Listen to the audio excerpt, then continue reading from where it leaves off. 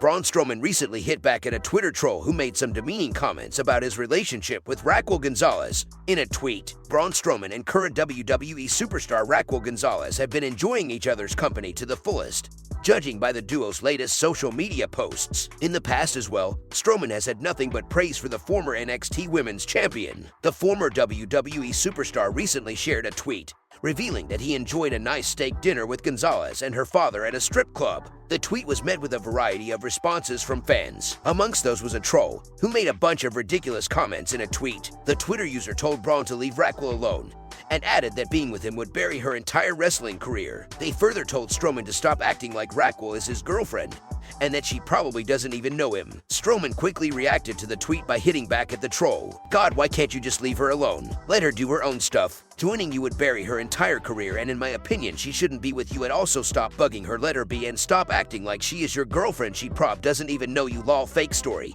The troll wrote, "SHT the fizz up mark. You're a loser that uses other people for your profile. Hashtag get a fizzuking life, hashtag biznitch," wrote Strowman in response. Braun Strowman and Raquel Gonzalez have been spotted together in public on various occasions. Strowman confirmed his relationship with Gonzalez a short while ago with a non-PG caption. Raquel Gonzalez has stated in the past that Strowman was a big help to her creatively, even just being around Braun Strowman and having that time to pick his brain.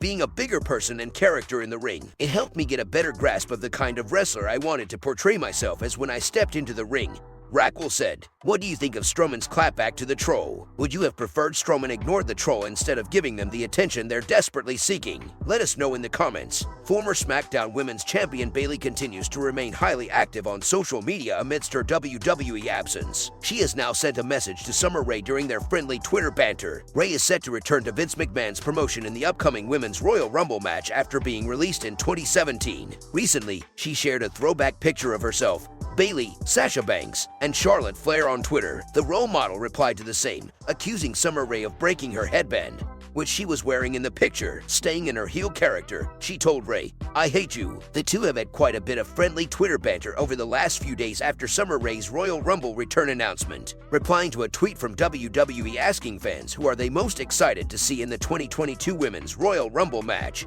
Bayley wrote the lyrics of Summer Rae's WWE entrance theme Rush of Power. Rae noticed the same and replied to it by requesting the role model to put her over. "I'll put me over, sis. You trying to take over with me or nah?" wrote Rae. WWE has successfully managed to build a lot of hype around this year's Women's Royal Rumble match. They have achieved this by announcing several major returns and entrants for the bout, including multiple Hall of Famers like Lita, the Bella Twins, and more. SmackDown Women's Champion Charlotte Flair has also announced herself to enter the match, further raising the stakes. However, the biggest announcement was that of former WWE superstar and current Impact Knockouts champion Mickie James. The company acknowledging another top promotion like Impact Wrestling on their programming has led fans to speculate what other Forbidden Door surprises could be in store this year. As for Bayley, she has been out of action since July 2021 due to an injury that she faced while training in the Performance Center. A stage like Royal Rumble would be perfect for her to return, and fans are hoping to see her as a surprise entrant in the match and even win it all. However, all that would come down to whether she will be medically cleared to compete at the show. Tom Hannifan, known in WWE as Tom Phillips, says commentators are advised not to refer to superstars by their first names. Hannifan recently joined Impact Wrestling after working for Vince McMahon's company in various broadcasting positions between 2012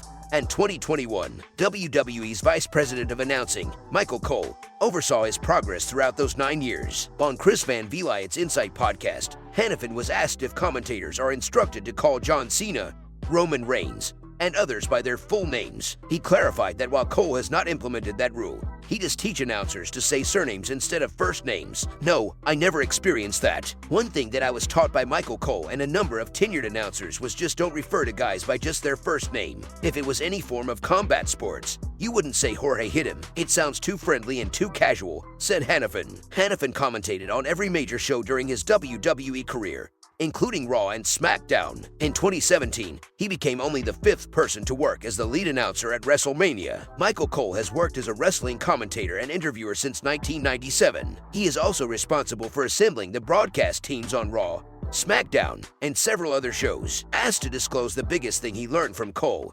Hannifan gave his former boss credit for remaining patient with him.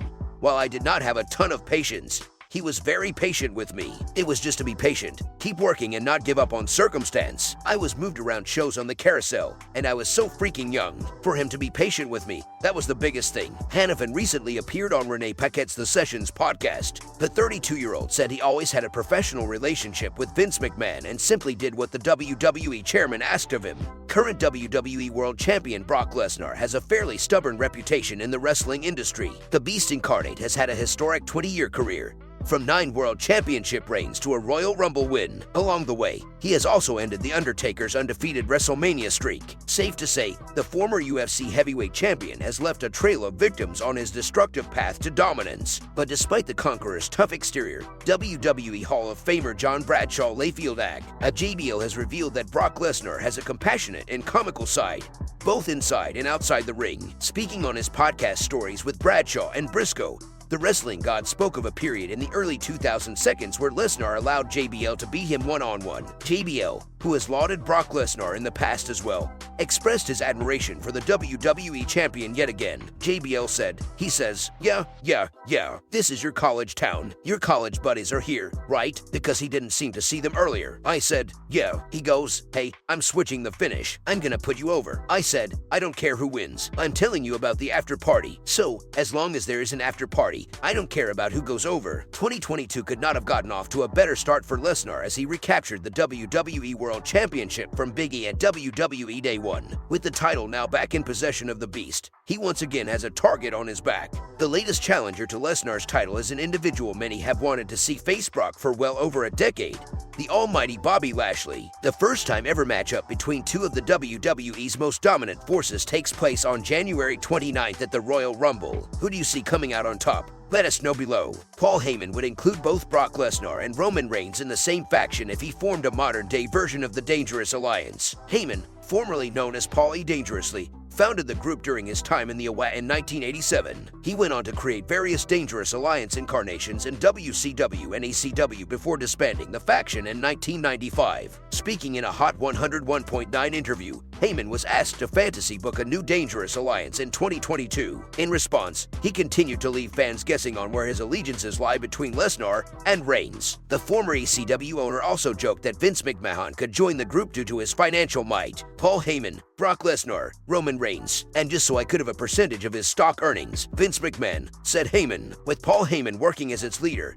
the Dangerous Alliance consisted of some of the biggest names in wrestling. Arn Anderson, Bobby Eaton, Larry Zbysko, Magusa, Rick Rude, and Stunning Steve Austin were among the group's most notable stars. Paul Heyman performed as Brock Lesnar's on-screen advocate between 2012 and 2020 after previously working as the Beast Incarnate's agent in 2002. Lesnar did not appear in WWE from April 2020 to August 2021, during which time Heyman became Roman Reigns' special counsel. The former Raw executive director looked set to stay loyal to Reigns after Lesnar's return at SummerSlam 2021. However, following a series of storyline developments, the Universal Champion fired and attacked his ally on the December 17, 2021 episode of SmackDown. 2 weeks later, Reigns was unable to face Lesnar at WWE Day 1 due to a positive COVID-19 test. Instead, the former UFC star went on to win the WWE Championship from Big E in an impromptu fatal 5-way main event. Moving forward, Lesnar vs. Bobby Lashley and Reigns vs. Seth Rollins have been announced for the Royal Rumble on January 29th. It remains unclear if WWE plans to build toward another Lesnar vs. Reigns match in the coming months.